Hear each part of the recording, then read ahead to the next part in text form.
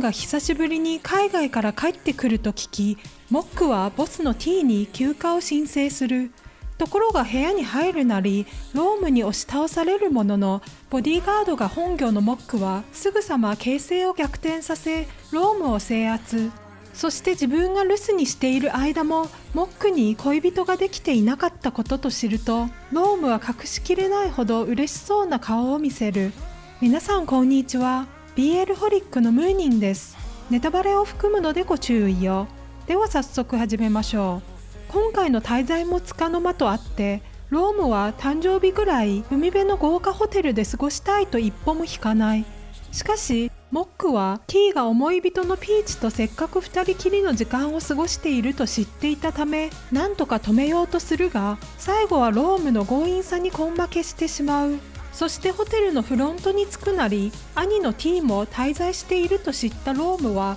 迷わず彼を探しに行き、よりによって T とピーチが最高にいいムードになったところへ乱入。せっかくの二人きりの時間はあっさり終わり、結局4人でロームの誕生日を祝うことになった。普段は一人で香港の拠点にいるロームにとって、心を許せる人たちと過ごす誕生日は久しぶりに満たされる時間だった。しかし、その余韻に浸る間もなく、再び香港へ戻る日がやってくる。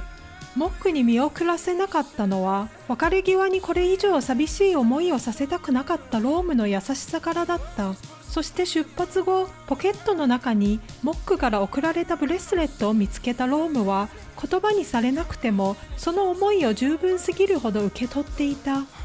その後、ロームはついに卒業し、これから父親に世界中のどの拠点へ送られようとも自分についてきてほしいとモックに尋ねるが、モックはあくまで T のボディーガードであり、責任感の強い彼はその申し出を断った。もちろん T は2人の気持ちに気づいていたため、すかさずモックに解雇金を渡し、彼の背中を一押しする。こうしてロームはようやくモックを自分のそばに置けるようになった。ところが T が休暇を切り上げて予定より早く戻ってきたというのに、会社ではまだ新しいアシスタントが見つかっていなかった。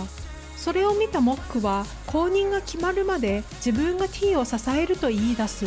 当然ロームは面白くないが、すでにモックの意思は固まっており、口を挟んだところで覆りそうになかった。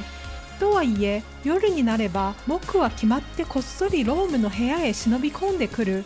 周りにはうまく隠せているつもりらしいが、そんなモックがどこか可愛かった。そしてついに父親は後継者を決める。長男の T は母親譲りの優しさゆえ、ヤクザのトップには向かないと判断され、父親に似て決断力のあるロームがその座を継ぐことになった。しかし、その立場がどれほど危険かを誰よりも分かっているロームは、モックを愛しているからこそ初めて自分から彼を遠ざける。ロームの命令に逆らえるはずもなく、モックは再び T のボディーガードへ戻ることになった。ところがある任務で新人アシスタントが T を見失ってしまい、銃声が響き渡る中、モックは T を守るため迷わず身を挺し、腕に銃弾を受ける。絶体絶命のその瞬間、ロームが現れた。 T はどんな事情があろうと自分たちの縄張りで人を殺すことだけは許さなかった。しかし、モックを傷つけた相手を目の前にしたロームはその一線すら越え、怒りを押し殺したまま冷静に引き金を引いた。その後、病院でモックが目を覚ますと、ロームはすぐさま駆け寄る。すると今度はモックの方から、回復したらロームとどこへでも一緒に行きたいと自ら思いを告げ、あの時遠ざけられた言葉の方が銃弾よりも痛かったと初めて胸の内をさらけ出した。そんなモックにロームは、連れて行くならもうボディーガードとしてではなくパートナーとしてしか受け入れないと言い切る。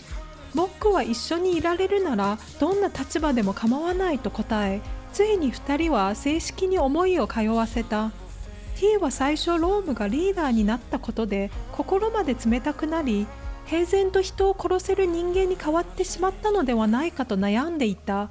しかしピーチは、ロームはただモックを愛しすぎていただけだという。その言葉に T もかつてピーチが傷つけられた時、自分も同じように迷わず引き金を引いていたことを思い出した。こうして兄弟も仲直りし、最後は4人でキャンプを楽しむことになった。